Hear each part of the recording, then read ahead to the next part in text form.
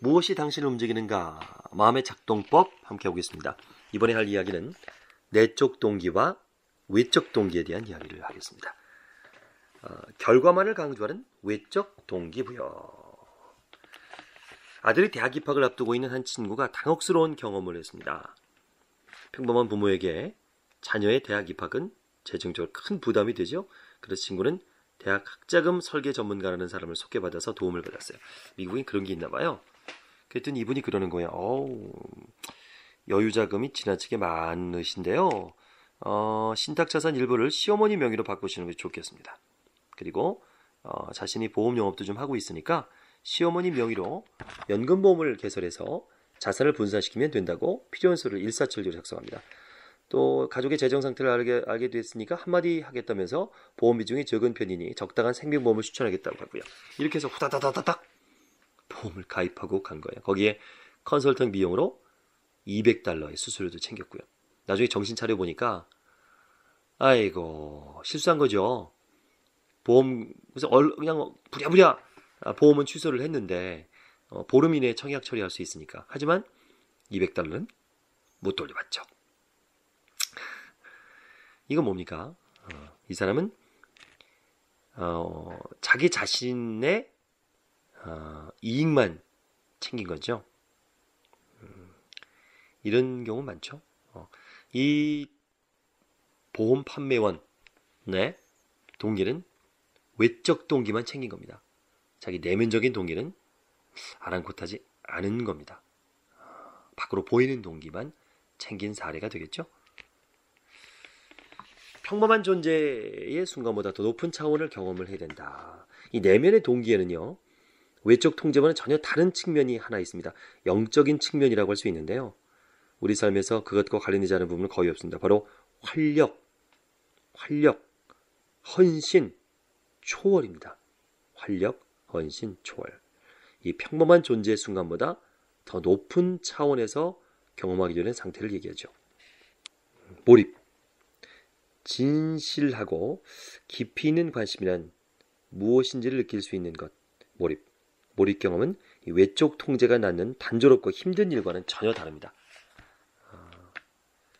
늘 이 내면의 동기부여를 경험한다는 건 그 자체만으로도 충분히 가치 있다고 생각을 합니다. 꼭 겉으로 보이는 성과, 결과 이런 외적 동기 말고 내 내면의 동기죠. 퍼즐 조각을 맞추고 혼자 스스로 즐거워한다든가 보상이 없는데도 그 장미꽃 향기를 맡으면서 즐거워하는 것들, 행복해하는 것들, 산 정상에 올라서 희열을 느끼는 것들, 자전거를 꾸준히 타면서 튼튼해진 자기 다리를 보면서 좋아하는 것들, 이런 것들을 얘기하는 거죠. 활력 있게 사는 것은 좋고 호기심과 열정을 갖는 것도 좋고 몰입하는 것도 다 좋습니다. 그래서 얻는 것이 무엇이죠? 라고 묻는 사람이 있을지 모르겠어요. 이런 사람들은 결과를 원합니다. 그들에게는 감나가는 그림 작품이 중요하지 그 작품이 만들어지는 과정에서 화가가 정말 격앙되고 고양된 상태였는지는 관심이 없습니다. 시험 성적이 좋으면 그 말이지 학생이 공부하면서 알아가는 즐거움, 또 학교 생활에서 느끼는 흥미, 이런 것은 중요하지 않습니다. 이윤을 많이 내는 것이 중요하지 직원들이 직업적 개인적으로 성장하든지 말든지는 관심 바뀝니다. 반성합니다. 직원들은 월급만 받기를 원한다라고 오너들이 생각하잖아요. 월급만 많이 주면 열심히 할 것이다. 그게 아니라는 거죠. 일의 흥미, 일을 좋아하고 즐겨야 됩니다. 이게 내면 동기죠. 저도 끊임없이 그걸 고민을 하는데 자꾸 까먹어요. 이런 것들을. 이 책을 읽으면서 반성을 많이 합니다.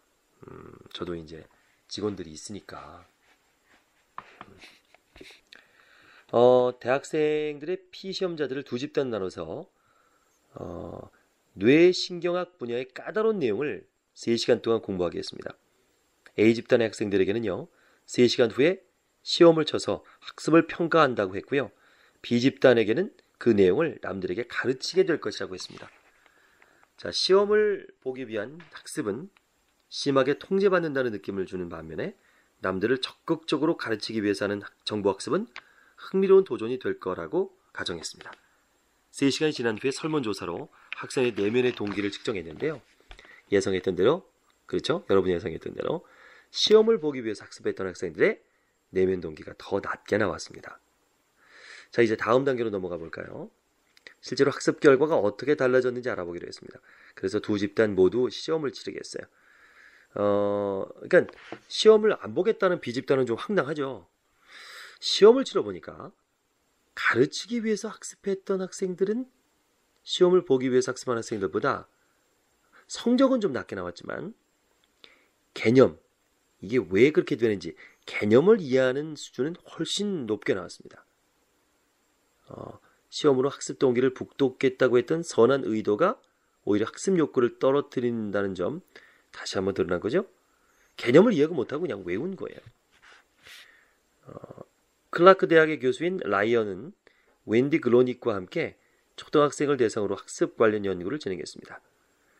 초등학생들을 A 집단과 B 집단으로 나누고 각각 학년 수준에 맞는 텍스트를 2문단씩 읽게 했습니다.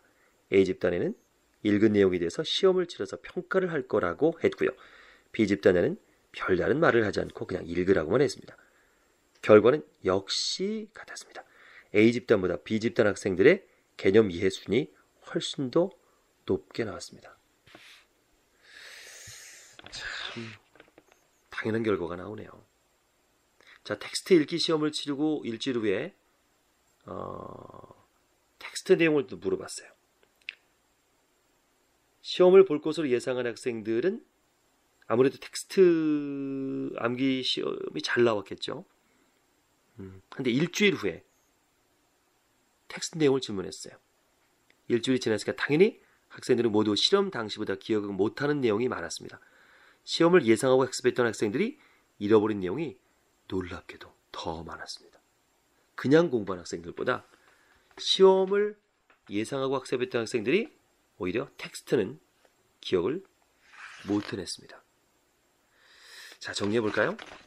내면의 동기가 부여된 행동은 바깥으로부터 통제되는 행동과 견주어보면 어떤 특성이 있을까요? 내면의 동기부여는 경험을 풍요롭게 하고 개념에 대한 이해력과 창의성을 높이고 문제 해결 능력을 향상시킵니다. 통제는 내면의 동기부여나 행동에 대한 몰입을 방해할 뿐만 아니라 창의성과 개념에 대한 이해력, 유연한 문제 해결 능력이 필요한 어떤 활동에서도 성과에 부정적인 영향을 미칩니다. 요점만 중시한 사람들에게 나쁜 소식이 되겠네요. 보상보다는 즐거움에 초점을 맞춰라.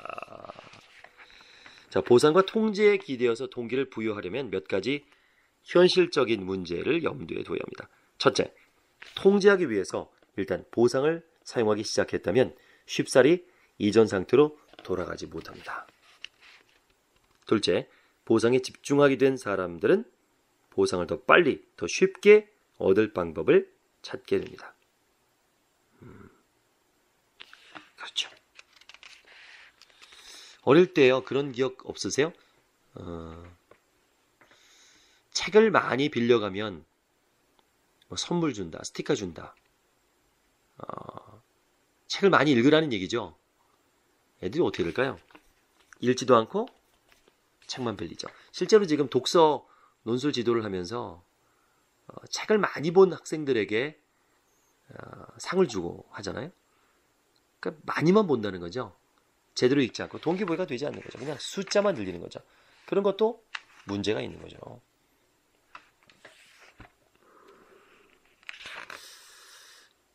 보상을 직원을 채용하는 것 외에 다른 목적으로 활용하고 싶다면 이는 잘된 일에 대한 인정이나 감사의 표시 정도로 그쳐야 합니다.